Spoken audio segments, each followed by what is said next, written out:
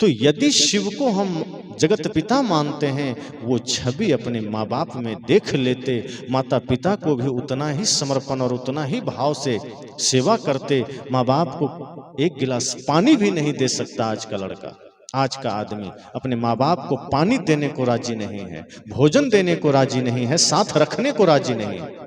जब बचपन में छोटे छोटे थे तो 10-10 सवाल बच्चा करता है और माँ बाप हंस के जवाब देते हैं, लेकिन बूढ़ा हो जाने के बाद माँ बाप एक सवाल कर दे तो बेटा गुस्सा जाता है, चुपचाप बैठो, बीच में मत बोलो। तब कबीर कहते हैं कि मैं तुम्हारी इसी पूजा का विरोध करता हूं कि मंदिर में तो तुम भक्त होते हो, बाहर निकलते ही कमबख्त हो जाते हो।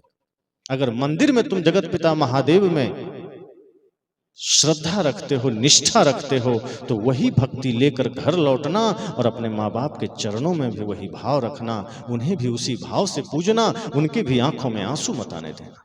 यदि तुम लाख पूजा कर रहे हो और तुम्हारे वजह से तुम्हारे माँ बाप के आंख में आंसू आ गए, तुम्हारे पूजा किसी काम का नहीं। तब सदगुरु कबीर कहते हैं मैं ऐसी पूजा का विरोध करता हूं। सदगुरु कबीर कहते हैं तुम भगवान की पूजा करते हो और भगवान के नाम पर बलि दे देते हो।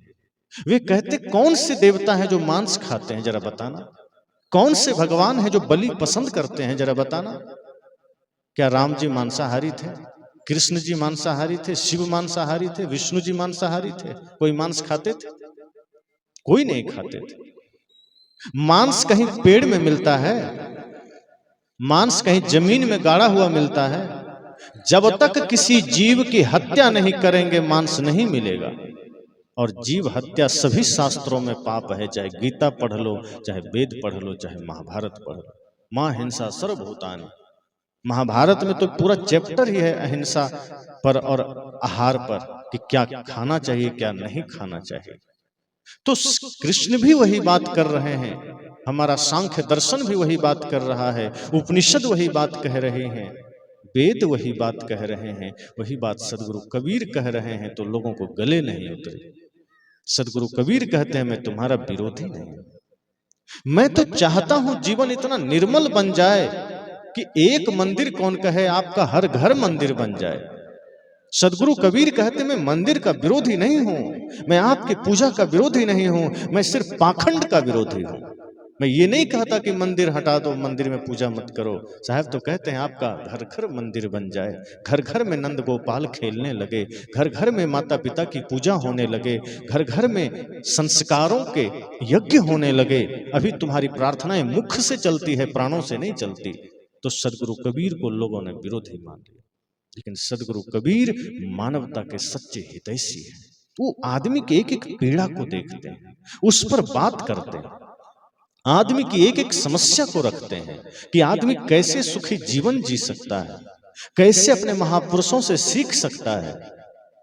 वे तो कहते हैं कि अगर राम की पूजा करते हो राम सा जीवन जियो, यही उनकी पूजा है। राम का असली भक्त वही है जो राम जैसा बन जाए।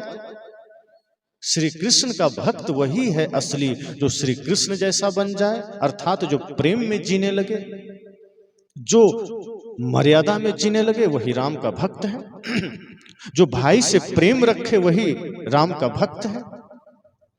लेकिन आज आदमी ऐसा नहीं करता, आदमी सोचता है बस अगरबत्ती घुमा ले काम बन जाए।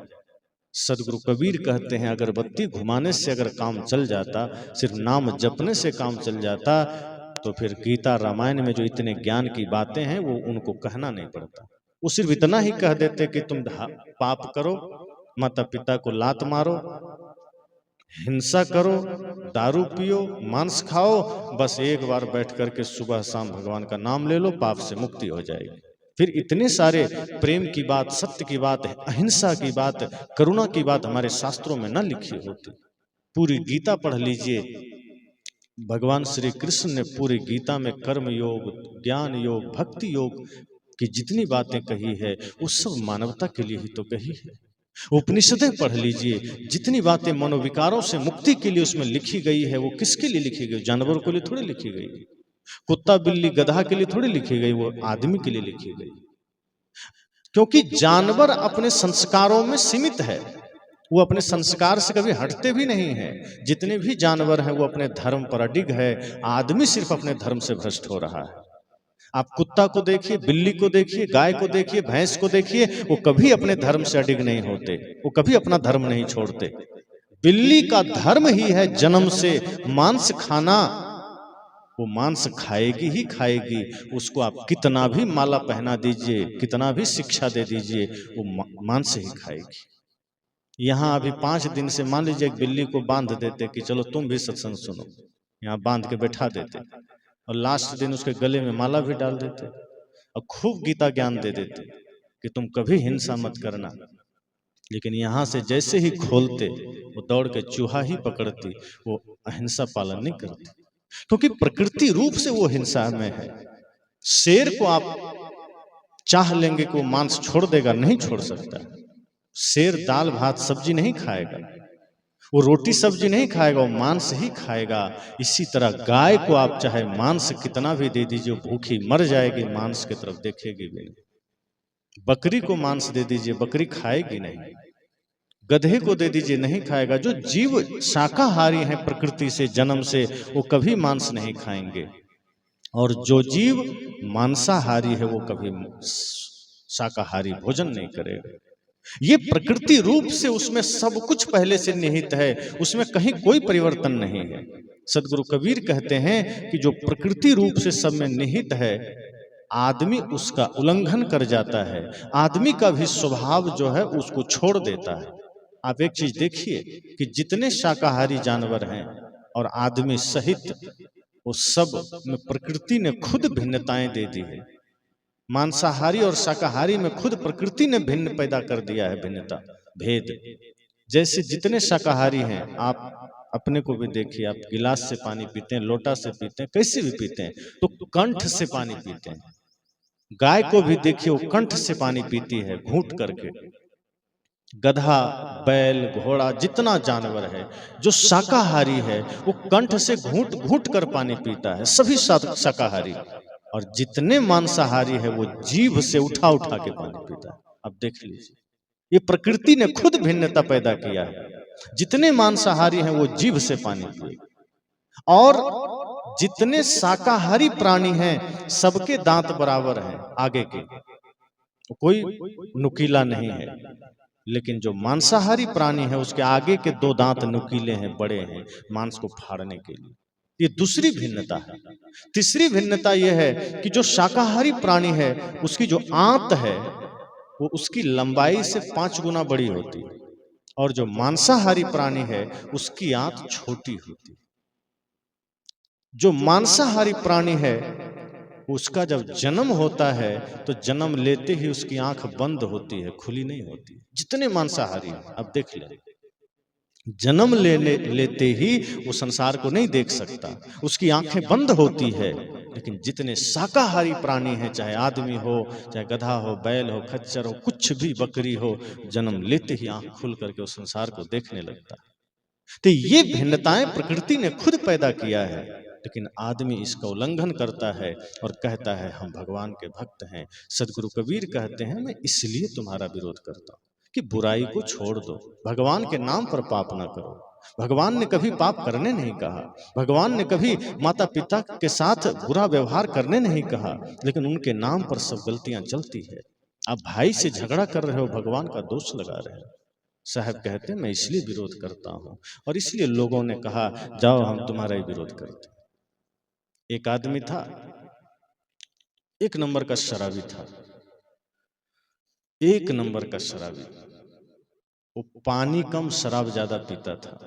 उसकी पत्नी बड़ी परेशान थी कि कैसा आदमी मिल गया मुझे जो हमेशा पानी की तरह शराब पीता रहता है। ऐसे ही कहीं सत्संग चल रहा था, तो पत्नी ने सोचा क्यों ना हम इसको भेज दें, कम से कम सत्संग में जाके बैठेगा, कुछ तो ज्ञान आएगा, शायद शराब छूट जाए।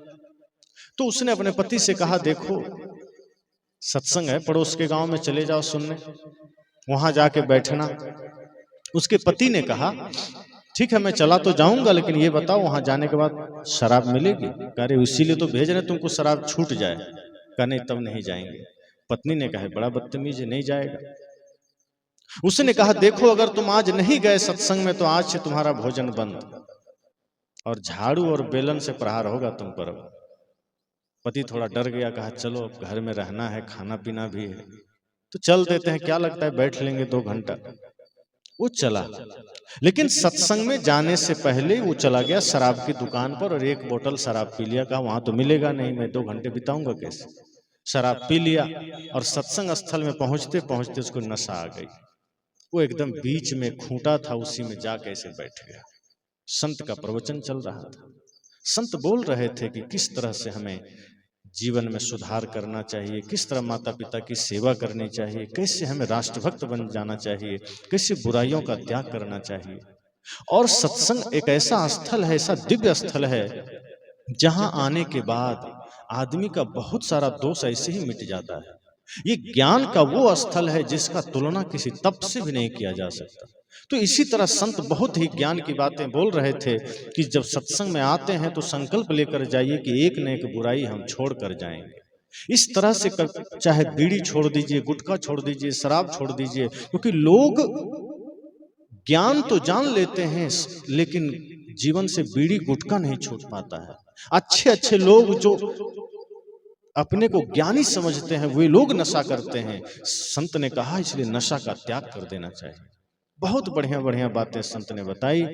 अंत में जब सत्संग संपन्न होने लगा और तब नजर पड़ गई उस शराबी पर, तो संत को तो पता नहीं था कि शराब पी के आया है। संत को लगा कि ये बढ़िया से सुन रहा है इसलिए झूम रहा है, वो हिल रहा था और नशे में था। संत को पता ही नहीं था कि नशे में है।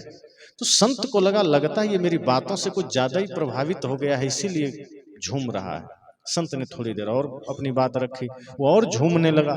संत ने सोचा लगता है एकदम 1 नंबर का श्रोता हमको मिल गया है, 1 नंबर का। संत को लगा चलो ठीक है, बाद में इससे बात किया जाएगा। प्रवचन संपन्न हुआ। संत ने कहा जो कोई संकल्प लेना चाहता है ले सकता है, क्योंकि सत्संग में जाने के बाद कुछ संकल्प जरूर लेना चाहिए कि हम कुछ छोड़ दें, छोड़ के आना चाहिए। गुरु संत के पास जाइए तो कुछ ना कुछ बुराई छोड़ के आइए।